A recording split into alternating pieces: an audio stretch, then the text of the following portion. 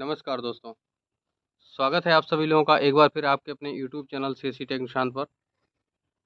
आप सभी लोगों के लिए हम एक नया वीडियो लेकर के आ चुके हैं आपके अपने यूट्यूब चैनल सीएससी टेक निशान पर। इस वीडियो में हम आप लोगों को जानकारी देने वाले हैं एनपीसीआई आधार सीडिंग के बारे में। आप लोगों को इसके बारे में अगर जानकारी है तो ठीक है, अच्छा है। अगर नहीं जानकारी है तो ये वीडियो आपके लिए है और आपको इस वीडियो को बहुत ही ध्यान से देखना है।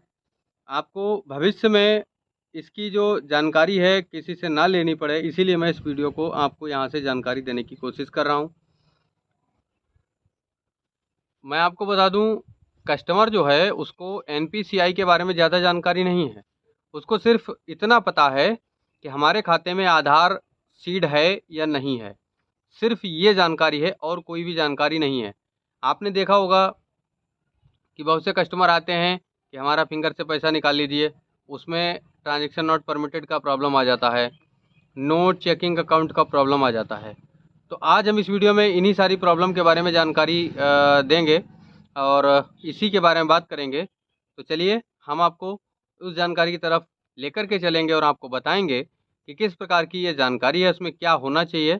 और मुझे ये कमेंट जो आया था, उस कमेंट के आधार पर मैं आपको बताऊंगा कि किस प्रकार से ये सीड किया जाता है और इसमें कितना समय लगता है। लास्ट तक आपको जानकारी मिलने वाली है। लास्ट में आपको मैं बताऊंगा कि इसमें जो है सीड करने में जो आधार से एनपीसीआई लिंक किया जाता है वो कितना समय लेता है, कितने समय में लिंक हो जाता है। ठीक है, तो इससे पहले आप सभी लोगों से गुजारिश करना चाहूँगा कि आपने हमारे चैनल को अगर सब्सक्राइब नहीं किया है तो चैनल ज़रूर सब्सक्राइब कर लीजिएगा, घंटी का बटन दबाना बिल्कुल मत भूलिएगा।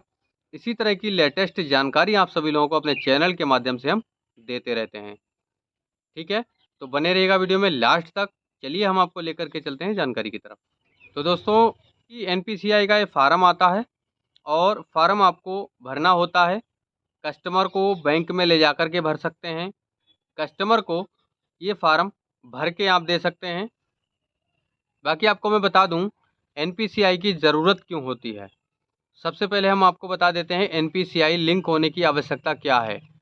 आपने देखा होगा कि कस्टमर का पैसा जैसे कोई आधार इनेबल्ड सिस्टम के माध्यम से, यानी आधार के माध्यम से जो पैसा पेमेंट किया जाता है, आधार पेमेंट गेटवे, उस गेटवे के आधार पर क्या होता है कि पैसा आधार मोड से जाता है। जो भी आधार जिस भी अकाउंट में आधार सीड होता है उसी अकाउंट में पैसा चला जाता है। जैसे आपने देखा होगा इस समय पीएम किसान सम्मान निधि जो आ रही है वो आधार मोड से आ रही है, अकाउंट से नहीं डाली जा रही, आधार मोड से डाली जा रही है। तब क्या होता है कि आधार कार्ड जिस अकाउंट में सीड किया होगा उसी अकाउंट में पेमेंट चला जाएगा।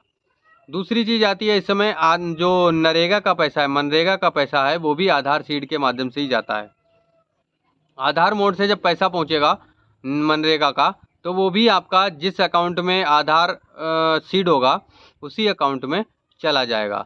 आपने दूसरी चीज़ आती है कि यहाँ पर जैसे किसी का आवास आया हुआ है, आवास का पैसा है, वो भी आधार मोड के माध्यम से ही जाता है। तो आधार मोड का माध्यम जो अकाउंट कोई भी दे रखा होता है, आधार मोड से पैसा अकाउंट में उसी अकाउंट में जाएगा जिस अकाउंट में आधार आपका लिंक होगा। बहुत से ऐसे कस्टमर हैं जिनका जो है आधार उसमें सीड ही नहीं है, लगा ही नहीं है। वो क्या करते हैं कि सिर्फ अपने खाते से लेन देन करते हैं बैंक से, और कहीं से आधार इनेबल्ड सिस्टम जो होता है, आधार पेमेंट सिस्टम, वहाँ से लेते ही नहीं पैसा। कभी उन्होंने कभी ज़रूरत ही नहीं पड़ी, उनको इसकी ज़रूरत नहीं होती है और ना ही उनको इसके बारे में जानकारी होती है।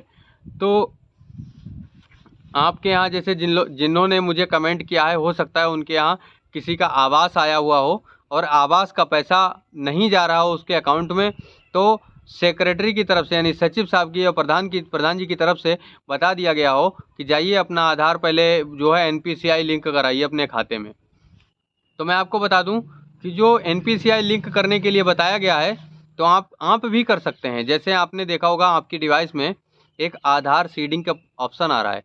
आधार सीडिंग का ऑप्शन मैंने आपको बताया था, इसके बारे में भी मैं वीडियो बना चुका हूं। आपने वीडियो नहीं देखा है तो आप वीडियो देख लीजिएगा, लिंक डिस्क्रिप्शन बॉक्स में दे देंगे, वहां से आप देख लीजिएगा, या आप जो है हमारे चैनल पर विजिट कर सकते हैं। विजिट करने के बाद में वहाँ पर वीडियो सेक्शन में जाएंगे और वहाँ पे आपको वीडियो मिल जाएगा, सर्च करेंगे तो। ठीक है, अब दूसरी चीज़ यहाँ पर मैं आपको बताना चाहूँगा कि जब आधार सीड का ऑप्शन आ रहा है तो वहाँ पर आपको 3 ऑप्शन मिलते हैं। एक ओनली आधार पेमेंट सिस्टम के माध्यम से सीड करने के लिए, एक आधार और डीबीटी बोथ के लिए, या तीसरा नंबर आता है आपका जो है आधार ओनली डॉक्यूमेंटेशन के आधार पर, यानी आप सिर्फ आधार सीड कर सकते हैं लेकिन उसका आपके खाते पर कोई प्रभाव नहीं पड़ेगा। मतलब ना तो आपके खाते में पैसा आएगा, ना ही आप पैसा कहीं निकाल पाएंगे। इसलिए तीसरा नंबर आपको नहीं चुनना है किसी भी हाल में। आप दूसरा नंबर और पहले नंबर का है दोनों चुन सकते हैं। पहले वाले में आपको आधार इनेबल्ड पेमेंट सिस्टम के माध्यम से यहाँ पर बताया गया है तो वो चुन सकते हैं। उससे क्या होगा कि आपका आधार वहाँ पर सीड हो जाएगा। लेकिन डीबीटी का अगर आपको डायरेक्ट बेनिफिट ट्रांसफ़र जो होता है, आप डीबीटी के माध्यम से जो भी पैसा आता है, जैसे आवास का पैसा हो गया, पीएम किसान का पैसा हो गया, मनरेगा का पैसा हो गया, ये सारे जो भी आपके पेमेंट है वो डीबीटी के माध्यम से आते हैं। तो आप सेकेंड नंबर का ऑप्शन चुन सकते हैं। उसमें आधार इनेबल्ड पेमेंट सिस्टम और डीबीटी दोनों ऑप्शन होता है। उसी में लास्ट में आप देख सकते हैं लिंक टू एनपीसीआई, वहाँ पर एनपीसीआई लिंक भी हो जाता है, वहाँ से आप कर सकते हैं। इसके लिए आपको करना क्या होगा, आप वहाँ से क्लिक करके उसको कस्टमर का फिंगर लगाएंगे आधार के माध्यम से, और लगाने के बाद में वहाँ से आपका सक्सेसफुल हो जाएगा। सक्सेसफुल होने के बाद में आप अपनी ब्रांच में उसको वेरिफिकेशन के लिए भेज देंगे। चाहे तो आप अपने मैनेजर से बात कर लीजिए, मैनेजर साहब आपकी अगर व्हाट्सएप के माध्यम से कर देते हैं तो ठीक है, नहीं कर देते हैं तो आपको कस्टमर का पासबुक और आधार कार्ड ले जाना होगा। वहाँ पे ले जाइए और वहाँ पे बताइए सर मैंने इनका आधार जो है इनका सीड किया है और हम इसको वेरीफाई कराना चाहते हैं, वेरीफाई कर दीजिए। तब वहाँ पर जो मैनेजर साहब हैं उसको वेरीफाई कर देंगे, और जैसे ही वेरीफाई करेंगे वैसे ही उनका जो एनपीसीआई आधार है वो लिंक हो जाएगा एनपीसीआई के माध्यम से, और उनका सिस्टम वहाँ से शुरू हो जाएगा। ठीक है, तो ये तो थी प्रक्रिया एनपीसीआई जो है एईपीएस के माध्यम से, आधार इनेबल्ड पेमेंट सिस्टम के माध्यम से, और एनपीसीआई लिंक करने की प्रक्रिया। अब आपको एक चीज़ और बता देते हैं कि जैसे आपने पूछा था यहाँ पर कि कितने कितने समय में जो है एनपीसीआई लिंक हो जाता है। तो इसके लिए मैं बता दूं कि आपका जब इसमें दो ऑप्शन होते हैं, या तो आप फिंगर के द्वारा करा सकते हैं, अपने यहाँ जो कराएंगे अपनी डिवाइस में वो फिंगर के द्वारा होगा। ब्रांच में जब आप जाएंगे तो ब्रांच में दो ऑप्शन मिलेंगे आपको, एक ओटीपी का माध्यम और दूसरा मिलेगा आपको फिंगर का। तो चाहे तो आधार में अगर मोबाइल नंबर लगा हुआ है तो उस मोबाइल नंबर के आधार पर ओटीपी के माध्यम से कर सकते हैं। बाकी अगर ओटीपी का माध्यम नहीं है आपके पास में और मोबाइल नंबर आधार में नहीं लगा है तो आप फिंगर के माध्यम से आधार जो है सीड करा सकते हैं।